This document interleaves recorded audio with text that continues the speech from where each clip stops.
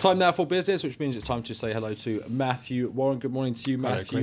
We're starting off with Francois Hollande, 1 year in office for the poor old French president. Things not going so well on a number of fronts, not least the economy. That's right, and in particular, it's unemployment that's a real headache for him. He made a big campaign theme, really, of getting unemployment to go down again, but instead it's been rising since he came to office. It's now up at just over 3.2 million out of work. Those were the March 2013 figures, which is a new record, and it's been rising by about 11% since he came to office. And it's really growth that's the main issue. There was no growth last year, and it's likely to be flat or even worse this year. That's according to the EU anyway, which is forecasting that slight contraction there. Next year, so far, they're saying it should get slightly better. But of course, growth is needed not just to get the unemployment numbers going down again, but also to help solve this deficit problem. The country needs to be earning money in order to balance the books. And, well, France has already said it's not going to hit this 3%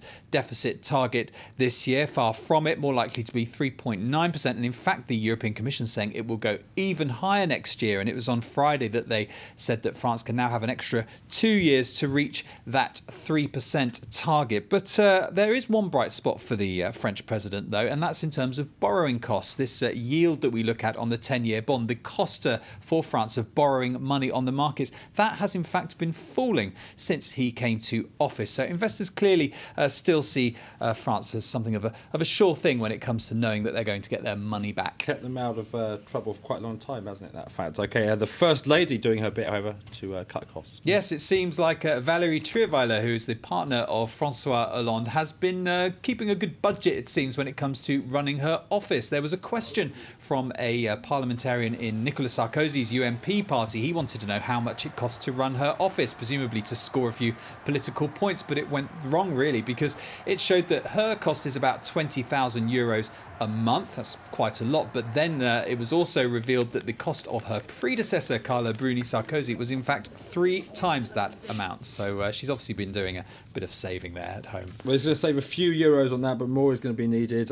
France may be looking at selling off some of the family silver. That's right. France, of course, owns big chunks of many companies. This could be a good way for them to raise some money. The Prime Minister talked about this in a television interview on Sunday evening. Jean-Marc Ayrault there was giving that interview on a TV channel. Well, cutting those big holdings clearly on the agenda now, as Luc Schwego reports. Is the French government selling off the family silver? In part, that seems what Prime Minister Jean-Marc Ayrault has in mind.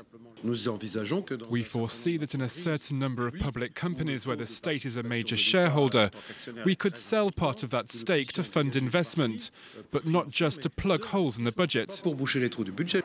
In fact, the French government's already sold off a small percentage of its stake in aeronautical groups Safran and EDS in recent weeks, netting it nearly €1 billion. The state still has a lot invested in French companies, however, notably in energy firms EDF and Areva. Indeed, all of its investment runs to more than €60 billion in total. Industry Minister Arnaud Montebourg suggested last month what the next step might be, selling off a part of the government's stake in EDF and GDF Suez as well. Though playing his cards close to his chest, Ayrault did give one example of a potential investment project, funding high-speed internet across the country, something that would cost €20 billion. One of the companies we saw there was France Telecom, and that prompted a big row last week over a video sharing website. Yes, that's right. Government has a 27% stake in France Telecom, and then France Telecom in turn owns this site DailyMotion. It's like a French version of YouTube, exactly. Now, America's Yahoo had been interested in buying a 75% stake, but that was blocked by the Industry Minister Arnaud Montebourg, who we saw in that report there. It caused a lot of disquiet in the business community, and also even within the government. Doesn't seem that they were all on the same page necessarily on that, but perhaps it could be good news for some other potential bidders. The French website One Square reporting 2 companies are interested now in having a stake. One of those is the big French media group Vivendi. The other one is Le Monde Libre, which is the investment arm of Le Monde newspaper. So we'll keep an eye on see what happens on that. Talking about YouTube there, they could be about to start charging for some of their content. Yes, that's right. A number of reports saying that they are looking to moving from just being completely free as they are now, with lots of users uploading their content, to actually charging for some of the more professionally produced content. This not confirmed yet, but if it goes ahead, apparently 50 channels are in the frame with a subscription fee from about $1.99 a month. And it's all part of YouTube's strategy of moving away from just all of that user-generated stuff to more professionally produced films and TVs as well, a bit like Netflix, which has been pretty successful with that model. Okay, Matthew, let's take a quick look at the markets. Yeah, let's take a look at Asia and see what's happening there. Most of those markets doing pretty well so far this Monday, as you can see there. Just the Kospi currently levelling out a bit. The Nikkei in Japan, nothing for them because it's closed for a public holiday this Monday. Okay, South Africa next, and a row over Nelson Mandela's name. That's right. Nelson Mandela's reputation, of course, has made his name very valuable. A marketing tool, amongst other things, but where there's money, there's often conflict, and now family members and board members are in a bit of a spat, as William Hildebrand reports. Nelson Mandela's a global icon and a global brand. His recognizable face adorns cheap souvenirs and even an upscale range of wines launched by a daughter and granddaughter of the former president. Sold for up to 33 euros a bottle, it's aimed at tourists and the Chinese market. My grandfather gave us a great gift, and we feel honor-bound to maintain, his legacy. We think that the wine project is a great project. It's an honorable project.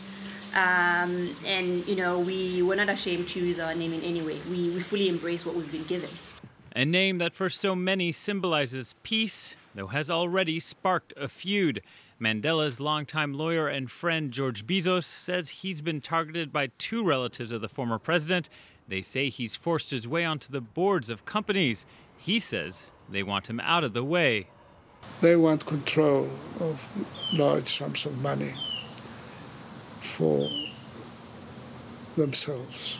The brand is protected by copyright, though some have criticized the Nelson Mandela Foundation for failing to enforce it and say it's unfair the Nobel Peace Prize winner's name is associated with power struggles and legal battles.